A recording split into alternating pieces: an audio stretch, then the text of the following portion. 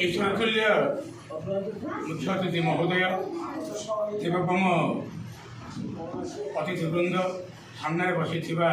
कलानुरागी साहित्यानुरागी जीवात्मन आज 81तम श्रीजुक्त श्रीमंत टोटरायंकर जन्मदिवस जगन्नाथ निकट में प्रार्थना करुँगी शतायु जीवन यापन हवा सहित समस्त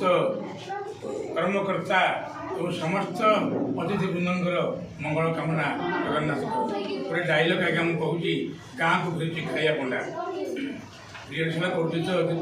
बही तेणुक कंठ पड़ी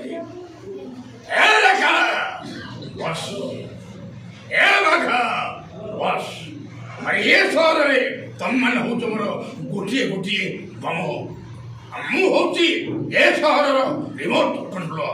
अरे मु चुप्पी हो गले ये सहरटा हो ब्लास्ट